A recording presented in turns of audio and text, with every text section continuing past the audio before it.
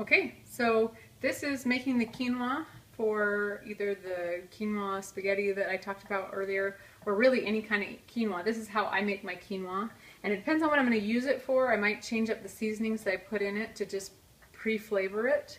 I like to pre-flavor it. You do not have to do that. You could literally just put your oil in your pan like this. I already threw some in there. That's olive oil. You can use whatever oil you want. I already turned my stove on. It's on about a 4, so like a medium.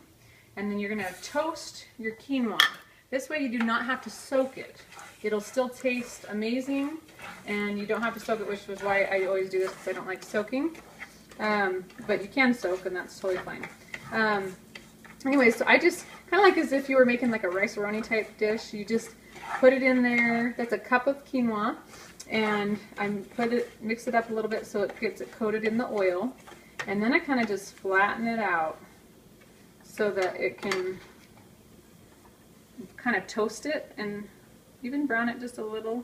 Mostly we're just going for the toasting. It'll make a sound, like a popping sound, and that's really what we want to hear. We want to hear it start popping, and that means it's doing its job and it's toasting it. When you do that, it just makes it taste great, so you don't have to worry about weird flavors. The reason why people soak it is because there's a natural pesticide that's on quinoa, and you know, it can add kind of a flavor that people don't like, so they'll soak it to get that off, and we don't need to do that when we toast. It won't hurt you at all. So anyways, because I'm specifically going to use this in a spaghetti with my spaghetti sauce, I'm going to flavor it a little bit similar to like a spaghetti sauce, but I'm also going to make it mild enough that if I wanted to use some of it for a salad later on, that would work too, like to go on my salad or something. So this is a little bit of garlic powder.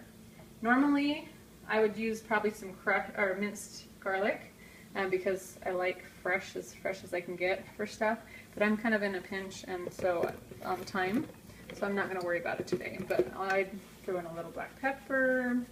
You don't need a lot. You're just basically putting in just a little to give it some flavor. A little basil, because I am going to use it for my spaghetti. Throw a little, you could even throw some oregano in there if you wanted. This is sea salt, so just some of that. And I'm not putting a ton. And then this is onion powder. If I can get it to come out. Okay. Once again, not a lot. Then I mix that up just so it gets all in there real good. When you simmer it, it's going to really soak into those greens and give them a soft flavor. You think it's going to give it a strong flavor. I haven't had it give it a strong flavor yet. It's more of this mild hint of flavor, and it just kind of makes it better, I think, but you don't have to do that. So that's what we do. So I'm listening for that. I mix that in, and now I'm listening for the popping sound. And it's probably really close to making that sound now. It's been going for a minute here. So I'll try to see if I can catch the sound on video so you can hear what you're looking for. See if it's not quite there yet. My sound of my spaghetti might be getting in the way too, because it's boiling. So I'm going to turn that off actually. Just minutes in. Anyway, so you're going to do that for a minute.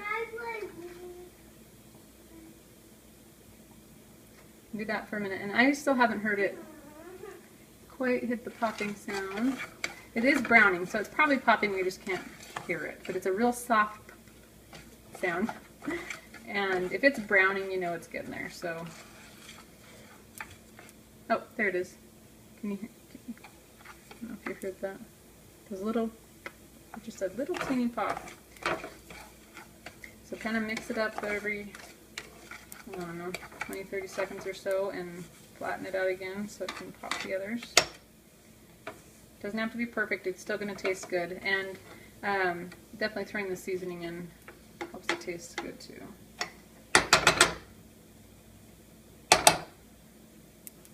Yeah, can you hear that? Okay.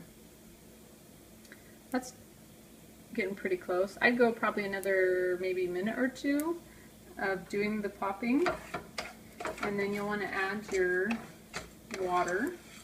And this is a cup of quinoa, and I'm going to add about 1 3/4 cup of water. I don't like it mushy, So I'm going to do a little less water than probably what you need to get it super, super soft. You could probably go 2 cups and be just fine. All right, we're going to pause there for a minute.